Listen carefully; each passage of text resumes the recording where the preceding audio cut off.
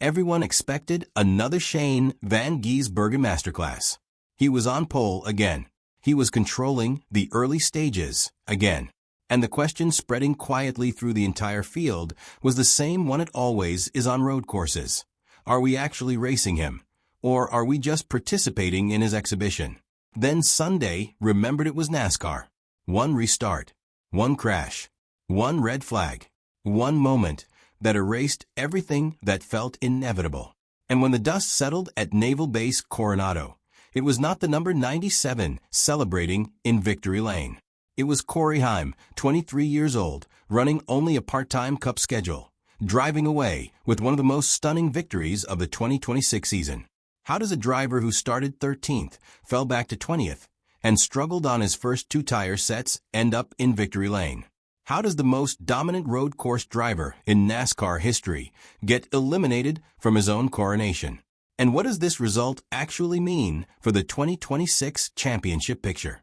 To understand how all of this happened, we need to start from the very beginning of this weekend. Before we get into it, if you are new here, hit that like button and subscribe. Every single subscriber genuinely helps this channel grow, and this story is one you will want to follow all the way through. Sunday's race was not just another stop on the NASCAR Cup Series calendar. It was the first Cup Series event ever held on an active U.S. military base. The Qualcomm circuit at Naval Base Coronado measured 3.4 miles and 16 turns of street course racing through San Diego, timed to coincide with the Navy's 250th anniversary. Nobody had raced here before. Zero prior data. Zero institutional advantage. A blank slate for every driver on the grid. NASCAR now offers just 4 road course races in 2026: COTA, Watkins Glen, San Diego, and Sonoma, down from 6 in both 2025 and 2023. Each one carries more championship weight, and each one feels more like SVG's personal territory. The numbers behind his dominance tell the story directly. 7 wins from 14 career Cup starts on road and street courses. 6 of the last 7 road course races won. A Chicago 2023 debut win that shocked the entire sport. At Watkins Glen in 2026, he fell to 24th with 24 laps remaining, ran down the leader in 17 laps, and won by 7.288 seconds. The betting market entered San Diego with him at minus 160 to minus 165, a win probability near 62%. Qualifying delivered exactly what everyone anticipated. Van Gisbergen secured pole with a lap of 2 minutes and 14.788 seconds. His 6th career Cup pole, 2nd of 2026. Carson Hocevar qualified 2nd for a complete Chevrolet front row sweep. Ryan Blaney, Zane Smith, and Todd Gilliland completed the top 5. Connor Zilisch held 2nd best odds at plus 650, with Tyler Reddick right behind at plus 850. Going into race day, the fan base split into 3 camps. The first admired SVG's clean, technically breathtaking dominance, the purest expression of road course talent the sport currently offers. The second was exhausted. Minus 165 odds before a single lap is run strips the suspense from a race before it begins. They want a fight, not a coronation lap. The third camp asked the deeper structural question: can road course wins alone carry SVG to a Cup championship? His oval pace has improved, but has not reached consistent threat level. Those two halves of his season still look like different drivers. But before any of those questions could be answered, Sunday had its own plans. His oval progression was genuinely real and worth acknowledging briefly.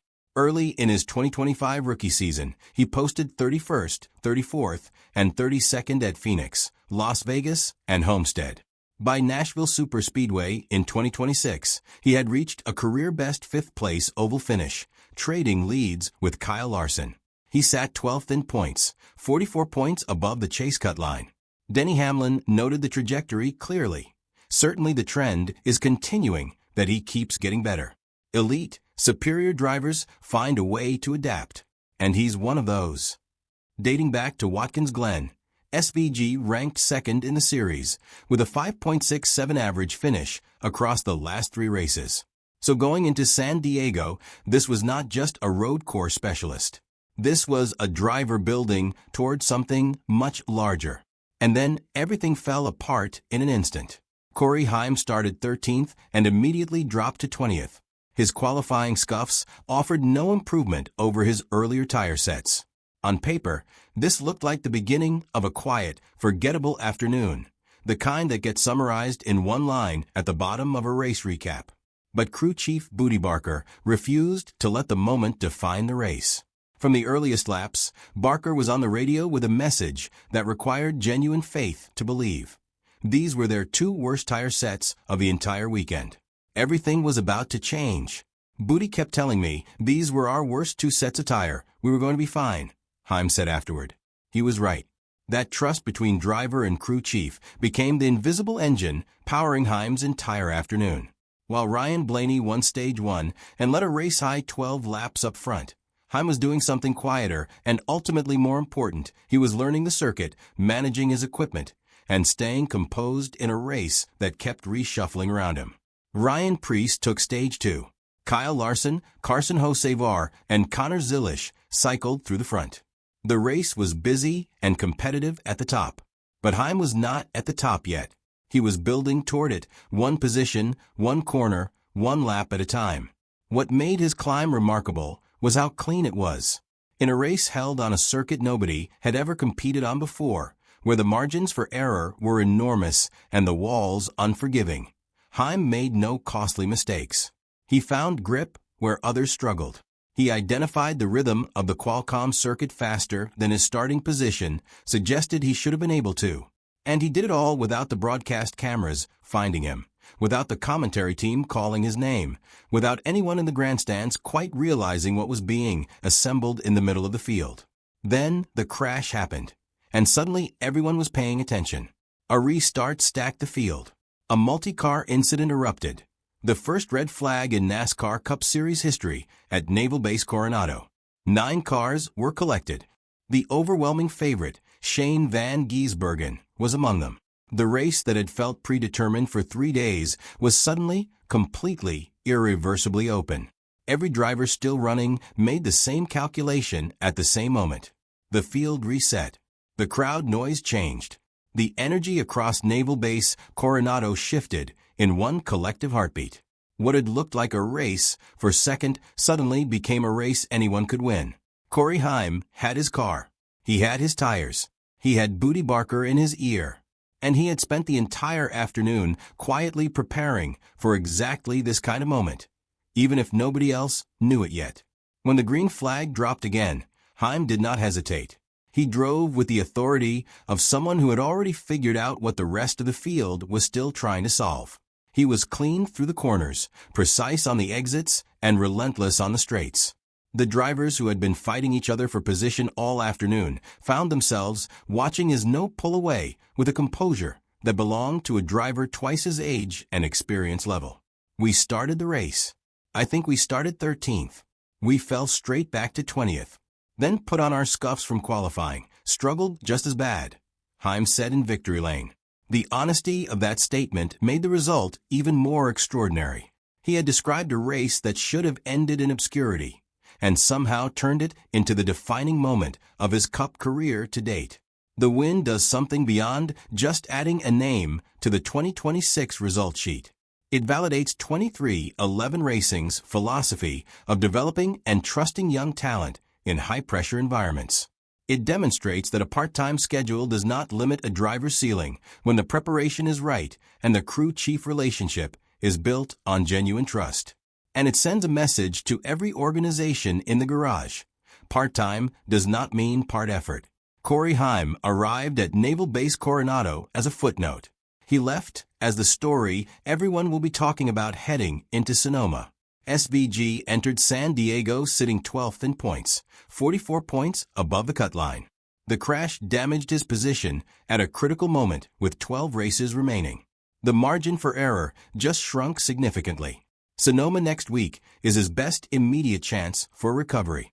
Tyler Reddick, 5 wins in 2026, series leader, also left San Diego with late heartbreak, and his 129-point lead now faces real scrutiny. Connor Zilisch, SVG's 19-year-old teammate, continues through a brutal rookie campaign. 34th in points, 5 DNFs, and no top 10s. Road courses were supposed to be different for him. Another disappointing result raises legitimate questions about his development path. Daniel Suarez rolls on an 8th in points with Spire Motorsports, while Carson Hocevar, who started second, delivered another quietly strong road course performance. 7 wins in 14 road course starts remains a historically staggering number. But San Diego proved the formula is not unbeatable. One restart, one crash, one moment, and the inevitable result never came. NASCAR runs just 4 road courses in 2026. Each carries enormous championship weight. Sonoma is now the most important race remaining on SVG's road course calendar. If he cannot win there, his road course advantage alone may not be enough to sustain his playoff case. Meanwhile, a 23-year-old part-time driver just won on a brand new street circuit in front of the entire sport. 23XI Racing's investment in young talent paid off in the most unexpected moment of the season. The next generation is not waiting, it is already here. SVG came to San Diego as the inevitable winner and left without a trophy. Corey Heim came as a footnote and left as the headline. Reddick's lead survived but took damage. Zillish's struggles continue. The road course narrative in 2026 just became significantly more complicated. Sonoma is next, SVG's final scheduled road course of the regular season. The championship picture is tightening. Reddick's lead is under pressure, and Corey Heim's next Cup appearance will tell us whether San Diego was a breakthrough or a one-time gift from chaos. If this breakdown gave you the full picture of what happened at Naval Base Coronado, it would mean everything if you hit that like button and subscribe to this channel. This channel is just getting started, and reaching 2,000 subscribers is a goal that every view and subscription pushes forward in a real and meaningful way. Hit the notification bell so you do not miss the Sonoma coverage coming next week. Now the question belongs to you. Do you think Shane van Gisbergen's road course dominance is actually over, or is San Diego just one bad day that means nothing heading into Sonoma? Drop your honest take in the comments. Every perspective in this debate deserves to be heard.